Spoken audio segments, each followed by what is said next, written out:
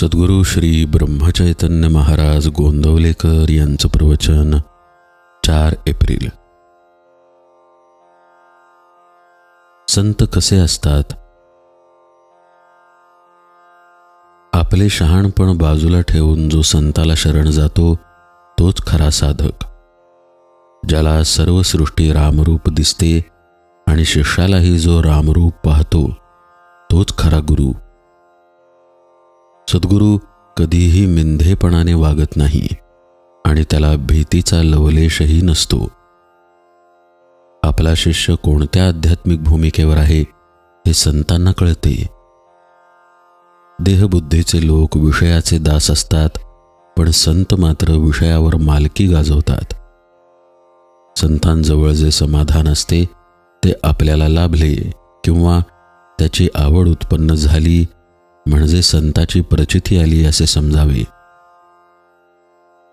औषध काय आहे हे न कळता सुद्धा रोग्याने ते श्रद्धेने घेतले तरी त्याला गुण येतो, किंवा एखाद्याला स्वयंपाक करता आला नाही तरी त्याला अन्नाची चव समजते आणि तो पोटभर जेवू शकतो.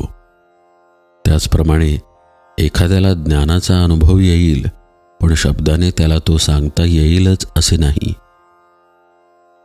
मीठ खारट आहे याचे जसे आपल्याला दुःख होत नाही, त्याचप्रमाणे जगामधल्या लढाया, हाणामाऱ्या, सज्जनांचा छळ, संकटे यांचे संतांना वाईट वाटत नाही.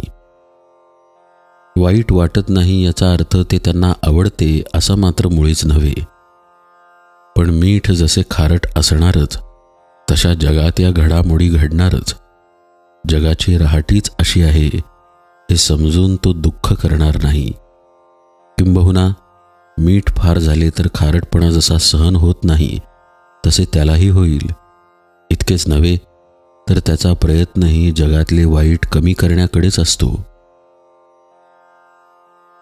विहिरीतल्या बेडकांना जशी समुद्राची कल्पना येत नाही तशी आपल्याला संतांची कल्पना येत नाही. संत हे पहिल्याने आपल्यासारखेच होते, परंतु अनुसंधानाच्या मार्गाने ते वर गेले. आपल्याला संत शोधण्याची मुळीच जरुरी नाही. आपली इच्छा बलवत्तर असेल तर संतच आपला शोध करीत आपल्याकडे चालत येतील. आपली भावना कशी आहे इकडे संतांचे लक्ष असते. संत हा गुप्त पोलिसासारखा आहे. तो आपल्यामध्ये असल्यासारखा राहतो, पण आपल्याला ओळखता येत नाही. संताला स्वतःच्या शरीरात काय चालले आहे ते सर्व दिसते, म्हणून तो रोगाची काळजी करत नाही. संताला कर्म मागे पुढे करता येते, पण ते टाळता येत नाही. ते कुणाला तरी भोगलेच पाहिजे. संत जे साधन सांगतात ते आपल्या शक्तीप्रमाणेच असते. संत जो बोध सांगतात त्याचे आपण थोडे तरी पालन करूया.